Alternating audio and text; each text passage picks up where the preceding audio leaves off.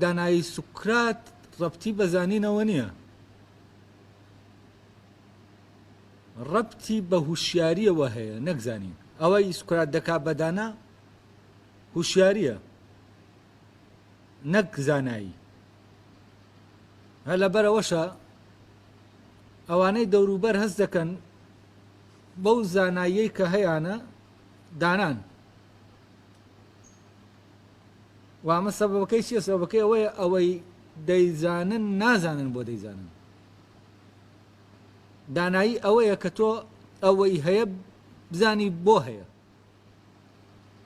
یعنی هوشیار بیوە بوونی. لەبەرەوە دەڵێ داناییەکەی من عبارەت نییە لە جۆرێک لە زانین. تاوان لە شوێنێکی تریشە لە محاورەی تیاتیتۆساکە لەگەڵ تیاتیتۆس قسە دەکا، هێنێەوە دێنێتەوە دەڵێ من ئیشەکەم وەکو ئیشی دایکم وایە، دایکم مامان بووە منیش مامانم. ئەو مامانی جسمەکان بووە وە کۆمەڵی ڕێو ڕسمی تایبەت و شتانێکی هەبووە کردوویەتی تاوەکو و منداڵە بە سەلامەتی بێتە دەرێ و لەمەشە ئازاری دایکەکەی داوە تا منداڵەکەی ببێ و لە شوێنێکی تیشەوە گینی بۆ خوێندووە بۆ ئەوەی ئازارەکەی بنیشێتەوە تا منداڵەکەی ببێ. منیش بامان شێوە مامانم، بەڵام من مامانی چیم؟ ئەمە سێرکەن، ئەمە یەکیان بوونە حیوانیەکەی ئینسانە، یەکیان بوونە ئینسانیەکەی ئینسانە، ینی ئەم مامانی بوونە ئینسانیەکەی ئینسانە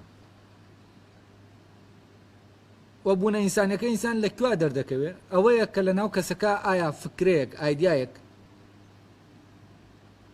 هەیە بۆ ئەوەی لەدایک بێتە بوون؟ ئەڵێ من تەنها یارمەتی و کەسانە دەدەم کە ئایدیایەک لە ناویانە هەیە، فکرەیەک لە ناویانە هەیە و بوونیان پەیوەستە بەو فکرەیەوە و من یارمەتیان دەدەم تاوەکو ئەو فکرەیە بێتە دەرێ، زەمینەیان بۆ خۆش دەکەم تاوەکو فکرەکە بێتە بوون، لەدایک بێ بتوانن بیڵێن. و لە شوێنێکی تریشەوە دەڵێ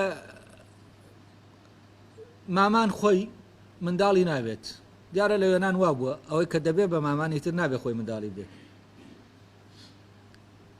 ئەڵێ منیش وەکو مامانەکە خۆم منداڵم نابێت، باز یارمەتی ئەوانی تر دەدەم کە منداڵیان ببێ، ینی زەمینەم بۆم لە ئەوەی کە ئەوانی تر منداڵیان بێت، نەک کەسێک دەتوانێت بێتە زەمینە کە خۆی منداڵی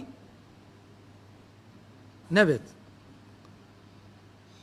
کە ئەو دەڵێ من منداڵم نابێ، ئەمە بەڵگەیە لەسەرەوەی کە هەر ئەمان شتە کە سوکرات دەڵێ من نازانم بەڵام دەزانم کە نازانم. ینی بەو معنایە ئەو کاتێک کە ئەو لەگەڵ ئەم کەسە دەبێ ئەوە نازانێ، ئەو فکرەیە نازانێ کە لەناو ئەوە هەیە، بەڵام دەتوانێت کۆمەکی بکە بیخاتە سەر ڕێتاوەکو فکرەکە ئەگەر هەبێ و فکرەیەکی ساختە نەبێ بێتە بوون. یا لە شوێنێکی تریشە باسیەوە دەکاکە مامان دەزانێ سکێک هەوای تایە یا منداڵی تایە، ینی سکەکە پوچە یا فعلەن سکێکی ڕاستەقینەیە، سکێکی وەهمیە یا ڕاستەقینەیە، ئەوەش دەزانێ. و ئەفکاری پوچیش تەبان ئەفکاری پوچیش عینیشت، ئەفکاری پوچ چۆن لە سکی وەهمی منداڵ لەدایک نابێ، لە ئەفکاری پوچیش حەقیقەت ئاشکرا نابێ، حەقەت بوونی خۆی ئاشکرا ناکە، ینی ئەفکاری پوچ حەقیقەت پۆشە نەک حەقەت ئاشکراکە، ینی فێڵی لێ دەکا. وەکو چۆن ئەو سکە کازیبە ئەوەی کە سوبحی کازیبی ژێ هەر عینیشتە، ئەو تەوەهمە دەدا بە دایکەکە بە ژنەکە کە بۆتە دایک کە منداڵی هەیە لە کاتێکە منداڵ بوونی نییە. و ئەم تەوەهمە بەوەی کە منداڵی هەیە تووشی ینی کەسەکە تووشی حەقەت پۆشی دەکا. بۆچی؟ چونکە شتێک نییە و وا دەزانێ هەیە. جا سوکرات لێرەوە زانینەکەی تر بەرەبەرە دیاری دەکرێت بۆ بەرگریکردن لە وتەی خواوەند ئەوە ئاشکرا دەکەم کە دانانین، نەک بۆ ئەوەی ئەوە ئاشکرا بکەم کە خۆم دانام.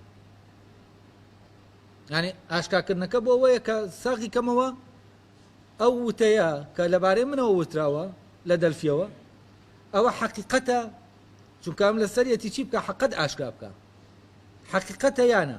ئەڵێ بۆ ئەوە نییە کە من بەوان بڵێم دانام، بۆ ئەوەیە حەقیقەتی ئەم گوتنە خوا یاشکرا بێت